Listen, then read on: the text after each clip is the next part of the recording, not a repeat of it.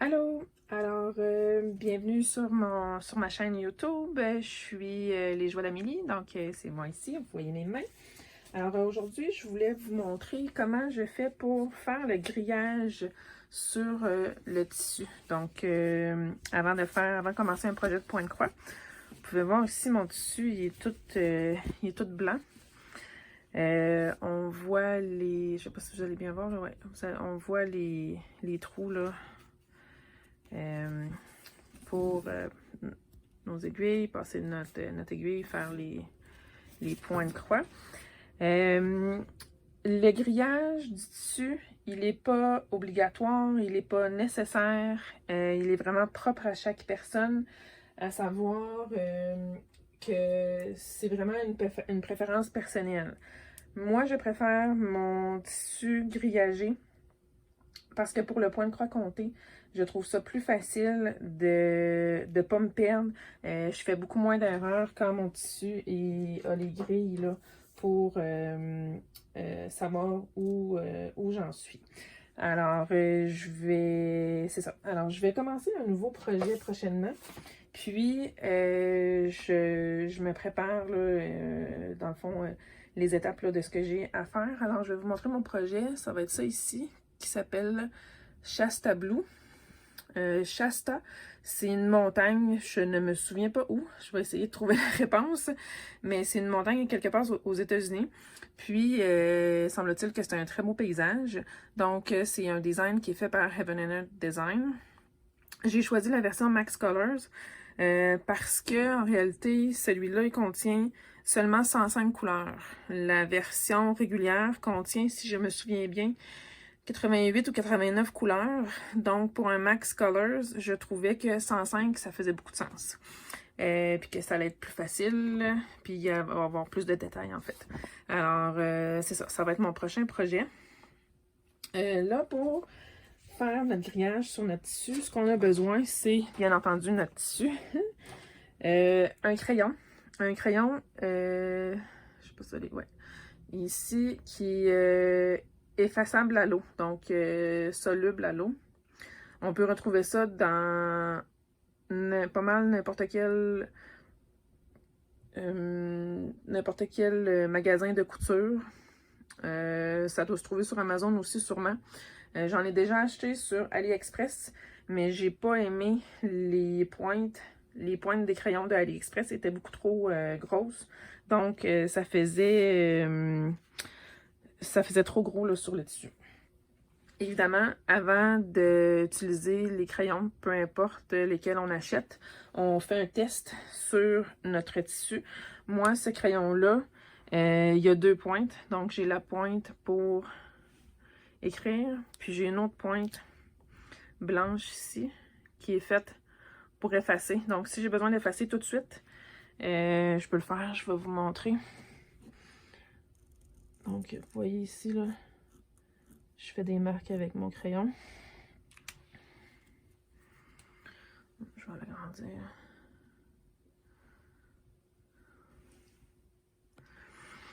Puis, avec ma pointe blanche, je viens effacer. Ça, c'est vraiment parfait pour si on fait une erreur, on peut l'effacer tout de suite. Sinon, quand l'encre est vraiment sèche, on met dans l'eau, puis ça va partir. Deuxième chose, on a besoin d'un tape à mesurer. Excusez, j'étais à l'envers. Bon, lui, il est en pouce. C'est un tape de couture. J'avais acheté ça dans un magasin de couture. Sinon, n'importe quel tape à mesurer peut faire. Et puis, vous pouvez avoir besoin d'une règle. Moi, je m'en sers à l'occasion. Une règle bien normale, idéalement qu'elle soit propre pour pas qu'on fasse des marques sur les côtés là, sur notre tissu. Donc, on a notre matériel. Première étape, on va mesurer notre tissu. Donc, moi, mon tissu ici, il a 40 pouces. Est-ce que vous voyez? Oui. 40 pouces par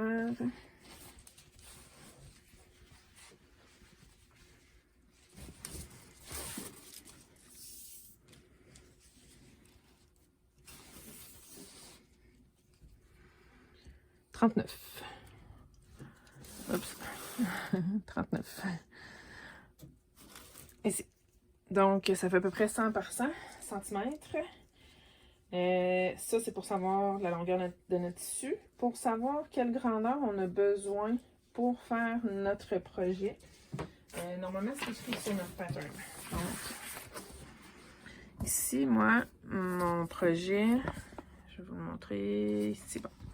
Alors, mon projet ici, il va mesurer, c'est 700 par 437, 700 de large par 437, ça c'est les points. Donc, j'ai 700x de large par 437x de haut. En pouces, ça donne 28 de large par 17,38 de haut. Pouces sur un tissu 25 count. Donc, le count, des fois on va voir 14 count, 18 count, 22 count. Celui-là, c'est du 25. Ce que ça veut dire en réalité, c'est le chiffre indique le nombre de points qu'il va avoir par pouce. Donc, je vais essayer de vous le montrer. Je ne sais pas si vous allez bien voir.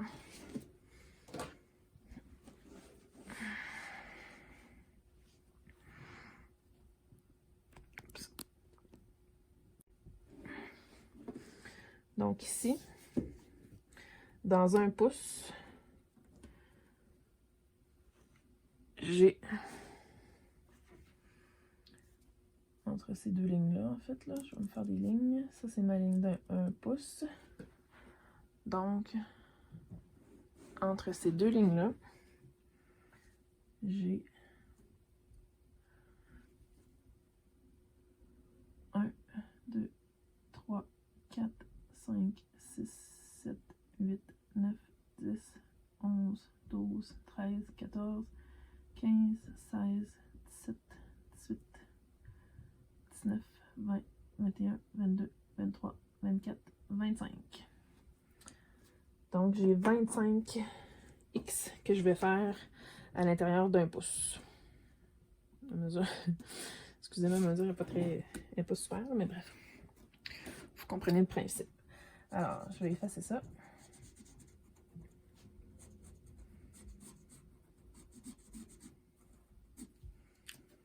Parfait. Ensuite, j'ai besoin de déterminer sur mon tissu à partir de où je vais commencer. Dans le fond, quelle grandeur de tissu que j'ai besoin au total. Moi, j'ai dit que mon image va faire 28 par 17,38 de 28 de large par 17,38 de haut. Je me laisse toujours, la plupart des compagnies, la plupart des boutiques, ils vont vous laisser un 3 pouces de marge. 3 pouces de marge, c'est ça ici. 3 pouces, c'est 3 pouces de marge de chaque côté. Donc, en haut, en bas, à droite, à gauche de l'image. Ça sert, premièrement, pour tenir votre tissu sur votre cerceau ou le Q-snap. Puis, c'est comme une marge de manœuvre aussi pour l'encadrage. Moi, personnellement, je préfère un minimum de 4 pouces. Donc, 4 pouces comme ça. Parce que dans le Q-snap, c'est beaucoup plus facile à faire tenir. Alors, si je compte 28 de large plus 4 pouces à gauche, 4 pouces à droite, donc ça me fait 36 pouces au total que j'ai besoin de ma grandeur de tissu.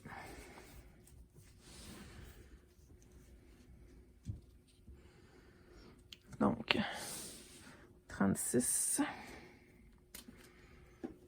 Mon image va être à l'intérieur de cette mesure-là, avec le bord de mon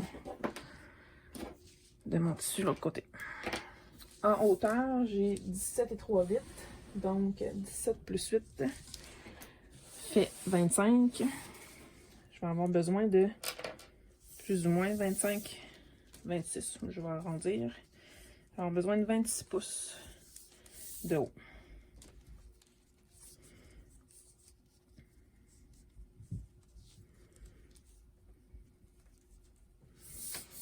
Donc, ici, je me mets sur le bord. Je vais venir calculer mon 26.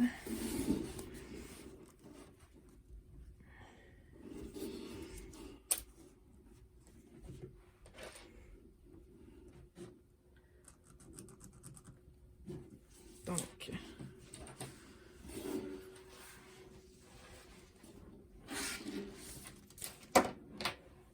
mon image va être aussi grande que va contenir à l'intérieur de ça ici en largeur et de haut jusqu'en bas. Ma marque est rendue est là.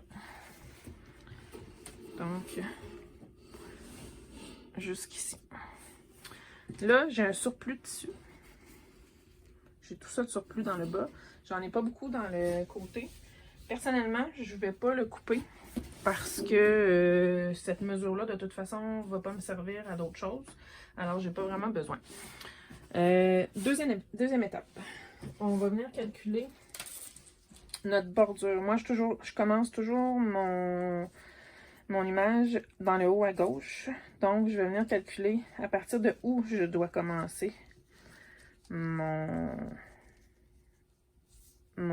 pattern. Alors, comme je disais tantôt, moi, je me laisse une bordure de 4 pouces en haut et en bas et 4 pouces à gauche et à droite. Donc, je vais venir ici calculer 4 pouces à partir du bord.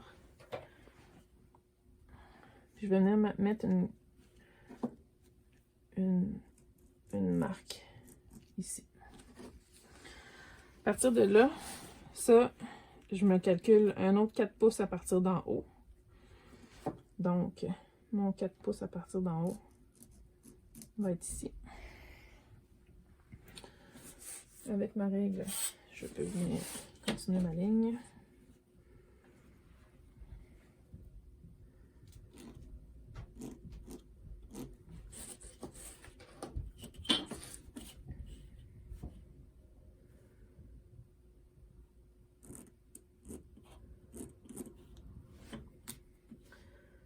Donc, mes premiers points que je vais faire dans le haut à gauche, ils vont être à partir d'ici. Donc, ça, c'est mon point 0. Une fois que j'ai trouvé mon point 0, je vais faire mon grillage. Les patterns sont toujours faits en blocs de 10 par 10. Il y a toujours le grillage de 10 par 10 sur les chartes ou les patrons ou les graphiques, peu importe comment on appelle ça. Alors, excusez, je vais replier mon tissu, ça va travailler mieux. Alors, sur mon tissu, je vais représenter mon grillage de 10 par 10. Pour faire ça, dans le fond, je vais juste compter.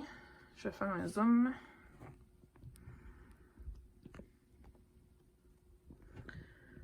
Je vais tout simplement compter 10 points par 10 points. Puis je vais me faire des lignes qui vont représenter les 10.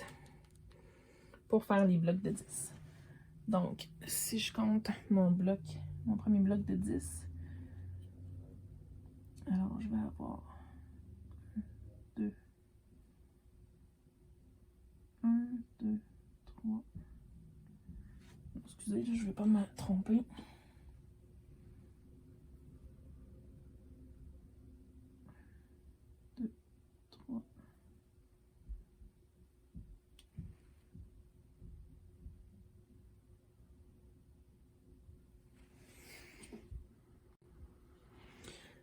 Ok, alors c'est ça. Je vais venir me compter. Je vais aller faire une ligne à un point ou une ligne à chaque 10 trous. Donc, 1, 2, 3, 4, 5, 6, 7, 8, 9, 10. Donc, mon 10 va ici.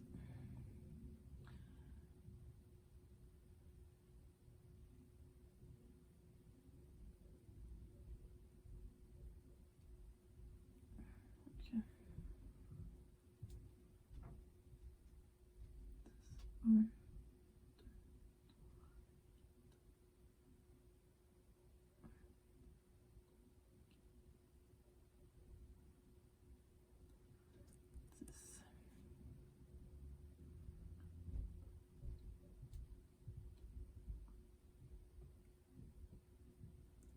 10.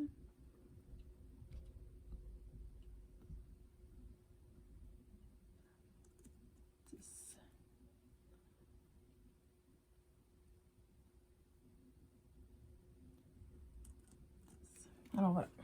Là, j'en ai fait 4. Je pourrais continuer, là, 4 ou 5. Je pourrais continuer. Mais ça ne sera pas nécessaire, là, vous aurez compris. Alors, je vais faire la même chose vers le bas.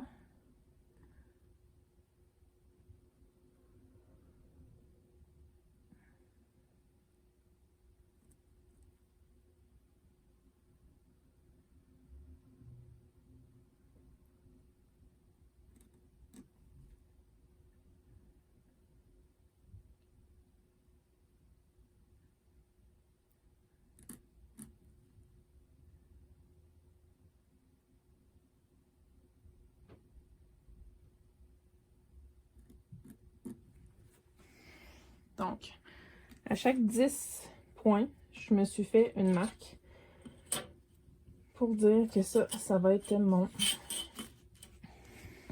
mon bloc de 10 par 10. Ensuite, avec la règle, je vais simplement venir continuer ma ligne. Est-ce que je suis à la bonne place? Oui.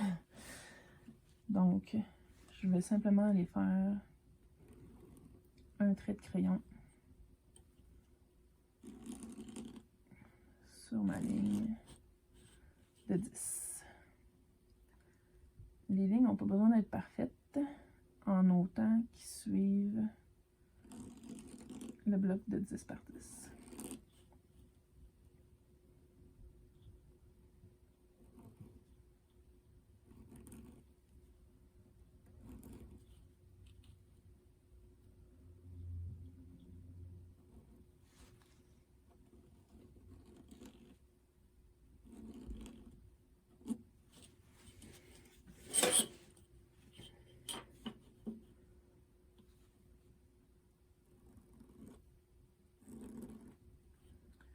Bon, maintenant, vous allez me demander, ouais, mais Amélie, est-ce que tu fais la paire, le tissu au complet comme ça, ou seulement une section à la fois?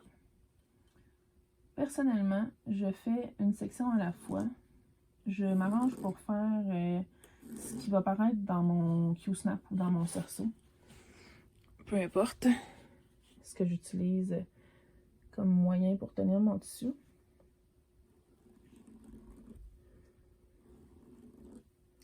Parce que, comme vous pouvez voir, c'est assez long à faire, mais c'est très utile. Alors, j'ai pas besoin de le faire au complet tout de suite.